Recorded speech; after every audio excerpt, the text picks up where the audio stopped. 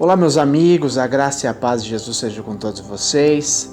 Eu agradeço a Deus por ter mais essa rica oportunidade de estar compartilhando com vocês o conhecimento das Escrituras, tudo aquilo que Deus me ensina, e eu passo adiante, passo a vocês para que todos nós cresçamos como um corpo, o corpo de Jesus Cristo, amém? Então hoje eu quero tratar um assunto, igreja, que tem assolado muito a humanidade. São tópicos que muitas das vezes é levado de qualquer maneira, tratado de qualquer maneira, mas que tem feito um estrago tão grande dentro dos lares, dentro das famílias. E hoje eu quero abordar um tema com você a respeito do que tem te causado paralisia. Que tipo de ansiedade tem crescido e manifestado dentro do teu interior? O que tem feito você parar de sonhar, parar de ter expectativas boas a respeito do futuro, tanto terreno quanto aquele maravilhoso que há de ser revelado pelo nosso Senhor Jesus Cristo? Tem alguma coisa dentro de você que está fazendo você ser ofuscado do que é bom, do que é maravilhoso, do que é perfeito? Então hoje eu quero abordar esse assunto com você e eu creio que Deus vai tratar isso dentro de você para que você volte a sonhar, você volte a ter esperança, ter fé de que dias melhores virão, tanto nessa terra quanto na terra que há de vir, a grande nova Jerusalém que o Senhor Jesus prometeu a todos nós, aquele que vencer. Amém? Então eu quero tratar com vocês, igreja, uma palavra muito profunda, acredito que todos vocês conhecem, já leram. A gente vai ler um pouquinho sobre Salmos 91.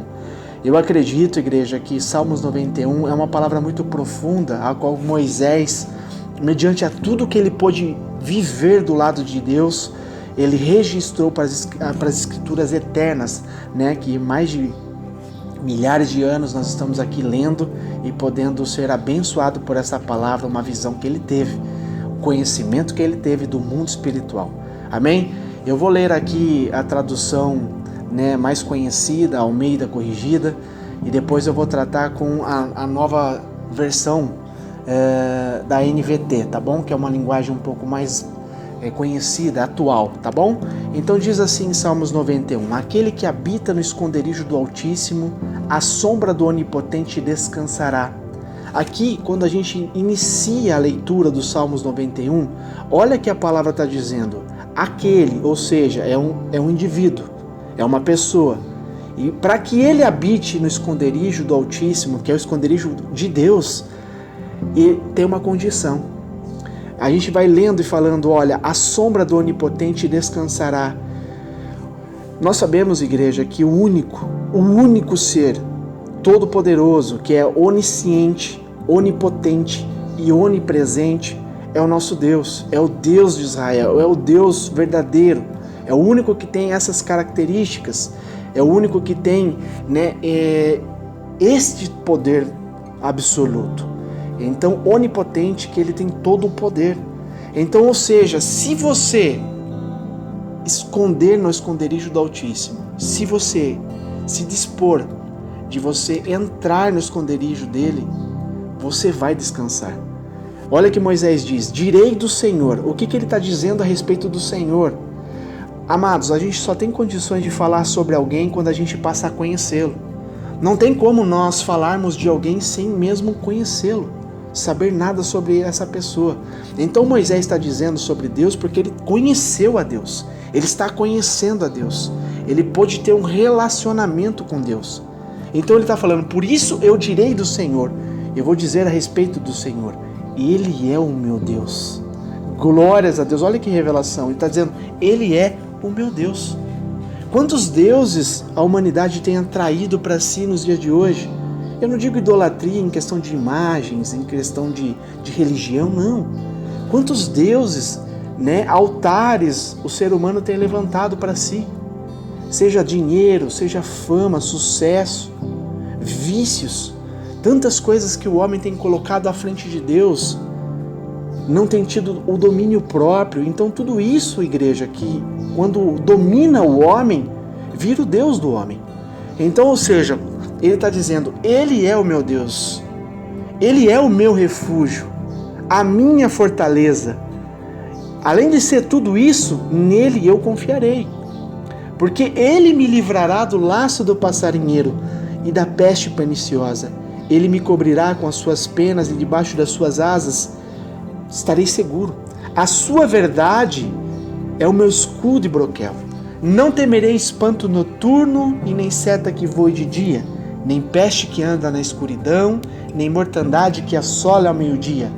1000 cairão ao meu lado e 10.000 à minha direita, mas eu não serei atingido. Olha só que eu vou abordar com vocês aqui. Moisés agora, depois de ele dar aqui uma introdução do Deus Todo-Poderoso e falando sobre as características, né, de nosso Deus, agora ele passa a dizer do que é que Deus nos protege.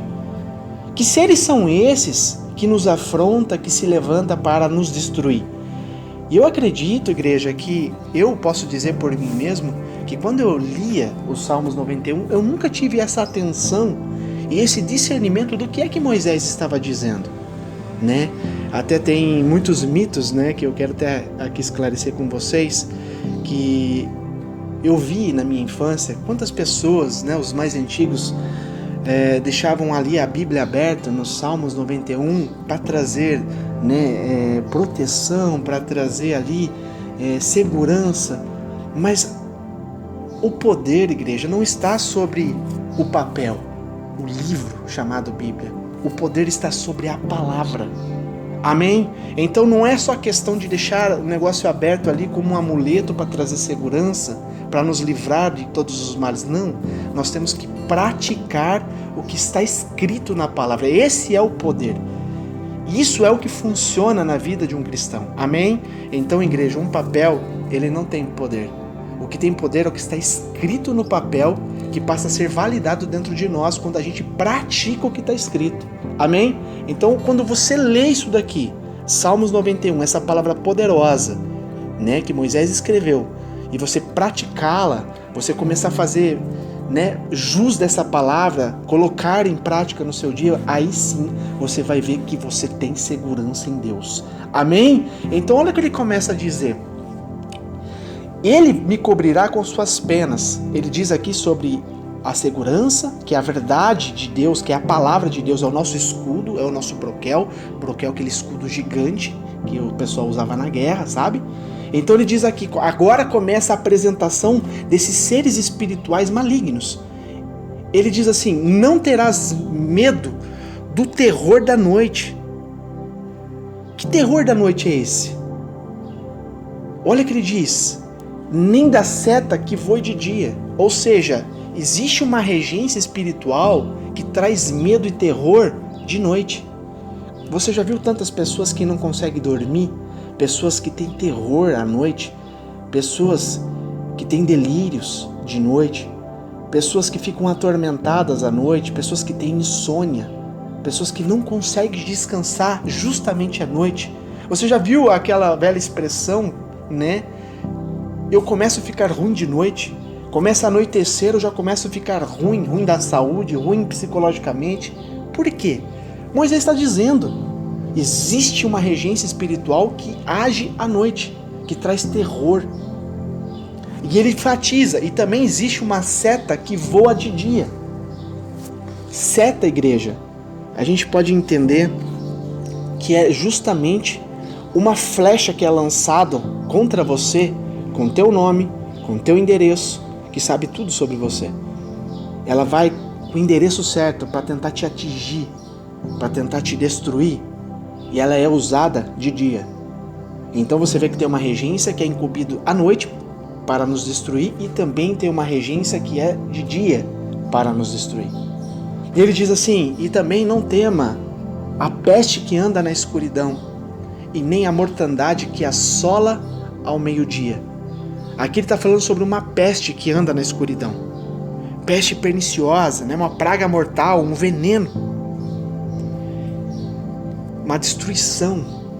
E ele está falando também sobre a mortandade que assola ao meio-dia. Você já viu tantos relatos dizendo de pessoas que sofreram derrames, infarto ao meio-dia? Então existe uma regência que age literalmente ao meio-dia. Só que Deus é tão lindo, igreja. Deus é tão maravilhoso que Moisés está dizendo que ainda que exista todos esses espíritos malignos que lutam contra nossas vidas, ele diz aqui no verso 7, Eu vou ler aqui na versão da NVT, na linguagem atual. Ele diz assim: ainda que 1000 caiam ao seu lado, ainda que 10.000 morram ao seu redor, olha a promessa para quem está em Cristo: você não será atingido. Glórias a Deus por isso. Então, Moisés deu uma pincelada sobre todos os espíritos malignos que ele teve conhecimento, que Deus mostrou para ele, que age, que trabalha contra a humanidade. Mas ele fala assim: ainda que 1000 caiam ao seu lado e 10.000 morram ao seu redor, ou seja, ainda que as pessoas ao seu lado sejam atingidas por todas estas coisas, você não será atingido. Olha o que ele diz na sequência: basta abrir os teus olhos e verá como são castigados os perversos. Se você se refugiar no Senhor e se você fizer do Altíssimo o seu abrigo, nenhum mal o atingirá, nenhuma praga se aproximará da sua casa. Olha só que promessa que Deus traz para nós através do Salmo 91. Porque Ele, quem é Ele? É Deus, pois Ele ordenará aos teus anjos que o protejam aonde quer que você vá. Isso é muito lindo. Deus tem um anjo, anjos, falar a verdade, que trabalham a nosso favor. Nós não enxergamos. Muitas das vezes a gente nem percebe, mas Deus ordena aos anjos nos proteger.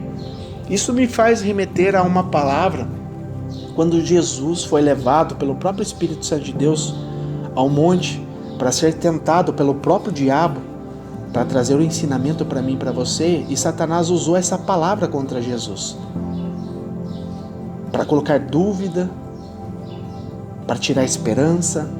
E Satanás disse: olha, está escrito que o Senhor ordenará anjos para te proteger se você pular daqui. E o próprio Jesus respondeu através da palavra que ele sabia que Deus protegeria ele, mas ele não tentaria o Senhor em vão. Então, igreja, existe uma regência do mal que luta contra a nossa vida, mas também existe uma regência muito mais poderosa, que é de Deus, para nos proteger. Lá em Êxodo 23:20, a palavra diz assim: eis que eu envio um anjo à frente de vocês para protegê-los por todo o caminho e fazê-los chegar ao lugar que preparei. Prestem atenção e ouçam o que ele diz. Não se rebelem contra ele, pois não perdoará as suas transgressões, pois nele está o teu nome, o meu nome. Se vocês ouvirem atentamente o que ele disser e fizerem tudo o que lhes ordeno, serei inimigo dos seus inimigos e adversário dos seus adversários. O meu anjo irá à frente de vocês e os fará chegar à terra dos amorreus, dos hititas, dos ferezeus, dos cananeus, dos heveus e dos jebuseus, e eu os exterminarei. Glórias a Deus. Olha como Deus é maravilhoso. Deus está falando aqui, literalmente, que ele envia um anjo à frente de todos nós. Esse contexto do passado não muda para nós no contexto atual. Deus sim nos protege. Deus sim envia um anjo à frente de nós para nos levar no lugar que Deus quer que cheguemos. E da mesma maneira que ele diz assim: prestem atenção e ouçam o que ele diz, existe aqui uma condição para que isso aconteça, para que sejamos abençoados da maneira que Deus quer. Nós não podemos se rebelar contra Deus, não podemos perder a esperança, não podemos perder a fé. Amém? Isso tudo faz com que nós venhamos retroceder. E ele está dizendo claramente: se vocês ouvirem atentamente, isso que vocês estão aprendendo hoje juntamente comigo, é para que nós venhamos ouvir e atentar para o que está sendo dito. Se eu e você fizermos tudo o que o Senhor nos ordena, olha o que ele diz: eu, o Deus Todo-Poderoso que nós estávamos lendo, serei inimigo dos teus inimigos. Ou seja, todos aqueles demônios, aqueles espíritos que são os nossos inimigos, são inimigos de Deus. Se uma pessoa que se levanta contra a sua vida e quer ser teu inimigo, será inimigo não de você, será inimigo do teu Deus. Todos os adversários será adversário de Deus. Você está entendendo? E Deus enfatiza: eu garantirei que você vai chegar aonde eu mandei você chegar, porque o meu anjo vai estar à frente de vocês. E todos esses povos aqui que seriam empecilhos para o povo de Deus chegar na terra prometida, na terra que Deus preparou, que viviam os amorreus, os hititas, os ferezeus, cananeus, heveus, jebuseus, Deus falou: eu vou exterminar eles. Ou seja, vocês não precisam nem fazer nada, eu vou matar eles, porque os teus inimigos são os meus inimigos. Em Josué 5,13 também diz a mesma coisa. Estando Josué já perto de Jericó, olhou para cima e viu um homem de pé, empunhado uma espada. Então aproximou-se dele e perguntou-lhe: você é por nós ou por nossos inimigos? Josué, que estava um pouco confuso, acredito eu, saber quem é este homem. E aquele anjo, que era um anjo, respondeu: nenhuma coisa nem outra. Eu venho na qualidade do comandante do exército do Senhor. Então Josué, na hora, se prostrou-se, rosto em terra, em sinal de respeito, e lhe perguntou: que mensagem o meu senhor tem para o seu servo? E o comandante do exército do Senhor respondeu: tire as sandálias dos teus pés, pois o lugar em que você está é santo. E Josué as tirou. Sabe, igreja, eu quero trazer uma palavra ao seu coração, que nós estamos num processo de lapidação. Nós estamos num processo que nós vamos passando etapas com Deus. E muitas das vezes, quando a gente vem de uma guerra, de uma luta, na qual o Senhor já nos decretou a vitória, já nos deu a vitória, para nós passarmos para uma outra etapa, uma nova terra, um novo lugar, nós temos que deixar a nossa sandália de guerra, a nossa sandália daquilo que, tudo que nós passamos naquela trajetória, para trás.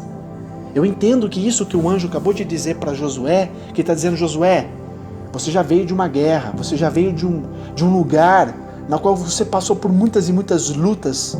Agora isso tudo ficou para trás. Inclusive, tira as tuas sandálias, porque esse novo processo, esse novo lugar que você está entrando, adentrando, é santo. Deus te concedeu.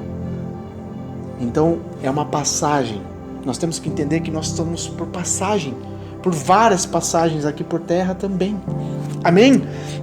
Então, só para finalizar e terminar essa palavra aqui, igreja, olha só, ele enfatiza, voltando para o Salmos 91, basta abrir os teus olhos e verás como são castigados os perversos. Se você se refugiar no Senhor, se você fizer do Altíssimo o seu abrigo, ou seja, uma condição, você tem que fazer isso. Você tem que confiar que o Senhor é teu refúgio, que o Senhor é o Altíssimo, Deus Todo-Poderoso, é o seu abrigo. Então nenhum mal te atingirá e nenhuma praga chegará à tua casa, porque Ele dá ordem aos teus anjos para que te proteja, para onde quer que você vá. Não importa se você está passando sobre um lugar terrível, Deus dá ordem aos anjos para te proteger. Amém? E Ele enfatiza: eles o sustentarão com as mãos, para que você não machuque teu pé em alguma pedra.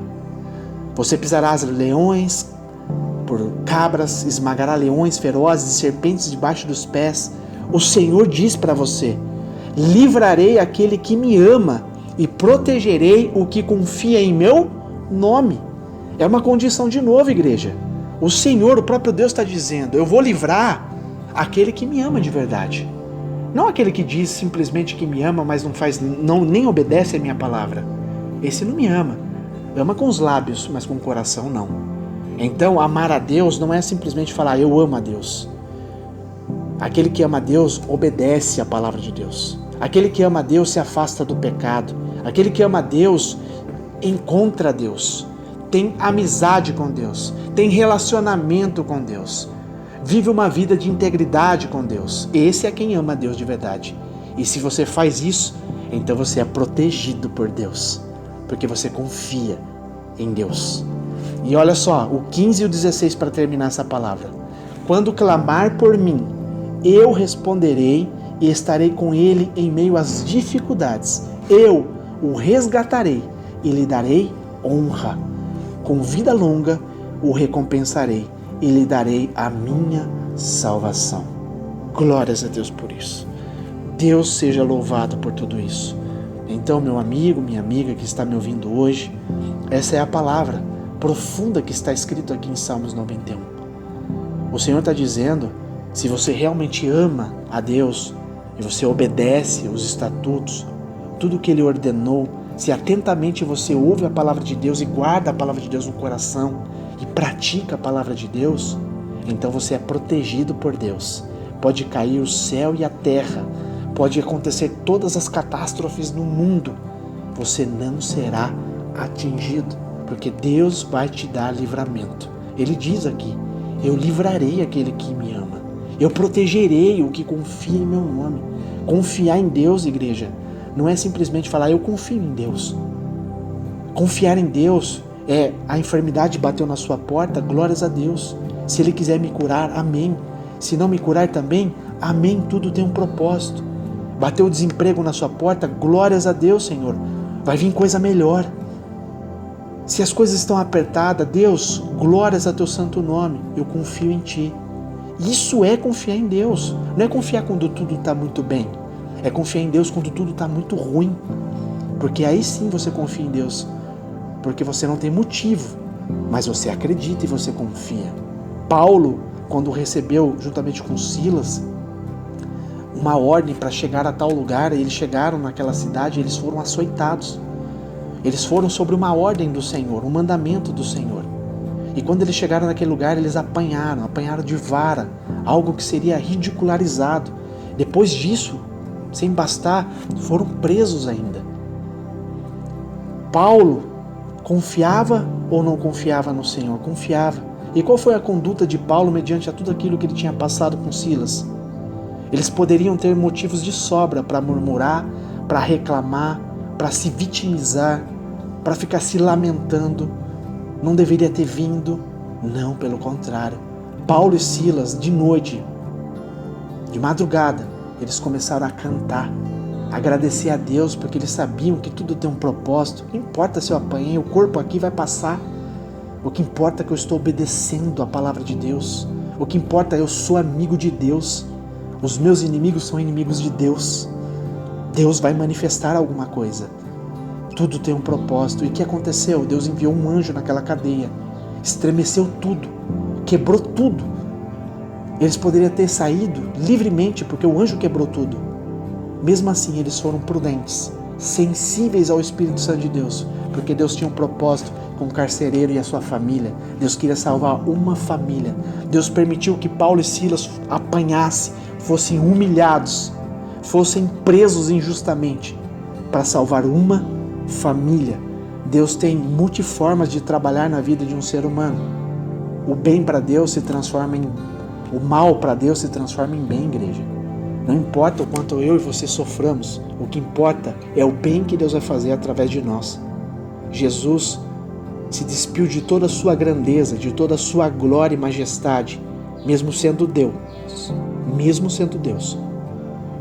Ele não usurpou, ele não deixou ser levado pelo sentimento. Ele entendeu a condição que ele estava, ele entendeu o propósito de Deus na vida dele, de criador, se transformar numa criatura limitada. Passou dores, fomes, sede, sofreu humilhações, sofreu na carne, foi apedrejado, apanhou, cuspiu. Todos nós sabemos aqui tudo que Jesus sofreu, para que eu e você hoje tenhamos paz, para que eu e você hoje tenhamos proteção, para que eu e você hoje fôssemos chamados filhos de Deus. Esse é o amor de Deus para com a humanidade. Não é por merecimento. A humanidade não merecia. Mas Deus amou o mundo de tal maneira que enviou o seu Filho unigênito, que era único, para morrer por todos nós, para que todos aqueles que recebam Jesus como seu Senhor e seu Salvador, passam a ter vida e vida eterna. Então o ato que Jesus fez por mim e por você nos garante todas estas coisas: proteção, paz, amor, alegria, o fruto do Espírito Santo de Deus que está em Gálatas. Tudo isso é possível, igreja. Mas para que isso seja possível, eu e você temos que ter um comportamento adequado com as Escrituras. Para que eu e você alcancemos essa maturidade para que eu e você alcancemos as mesmas coisas que Moisés, que Elias, que Davi, que Paulo, que Pedro alcançou, temos que ser íntegro. Temos que se esvaziar de toda a nossa naturalidade, carnalidade, para que vivamos o quê? O que é espiritual. Hoje as pessoas levam a vida espiritual como uma fantasia, mas não é. É muito mais real do que a gente imagina. E aqueles que se permitem viver a vida com Cristo, sabe do que eu estou dizendo. Aquele que se permite de fato viver as Escrituras, obedecer à Escritura, obedecer os mandamentos do Senhor, ter intimidade com o Senhor, negar muitas coisas pelo Senhor, se abster de muitas coisas que é boa para a carne, mas faz mal para o espírito. Essas pessoas que pagam este preço, que entra por essa porta que a palavra de Deus diz que é estreita e o caminho é apertado, porém vive milagre, vive coisas extraordinárias com Deus, experiências maravilhosas com Deus, e torna-se amigo de Deus, é protegido por Deus. E o melhor de tudo, igreja, o melhor de tudo, que é muito maior do que tudo isso que eu acabei de dizer, é o resultado deste caminho, que se chama verdadeiramente ser salvo, morar com o Senhor Jesus para toda a eternidade. Jesus diz que aquele que vencer, terá o corpo glorificado como o corpo de Cristo e passará a viver com Cristo, com Deus e os anjos para toda a eternidade. Não sou eu que estou dizendo, a palavra diz isso. Então, igreja, o que é importante aqui na terra? O que significa a dor, o fracasso, a enfermidade? Que poder tem sobre nossas vidas se Cristo está conosco? Que ênfase tem sofrer por um bem maior? Então, igreja, de vez de se lamentarmos, de vez de ficarmos choramingando pelos cantos, sentindo-se lesionado por tudo e por todos, vamos agradecer a Deus porque nós vivendo esse tipo de vida, esse tipo de integridade com Deus, está garantido, se eu e você formos fiéis, guardar a nossa casa, guardar o nosso coração, está garantido a vida eterna com Cristo Jesus, que é muito melhor do que tudo isso que tem na terra. Amém? Essa é a palavra de hoje. Eu agradeço a Deus por essa rica oportunidade de estar falando tudo isso a você. Da mesma maneira que eu estou sendo edificado, você também está. Amém? Que Deus te abençoe. Medite nessa palavra. E você vai ver que a sua vida vai ser transformada. E você vai viver de glória em glória, de vitória em vitória. E você vai glorificar a Deus cada dia mais. Que Deus abençoe.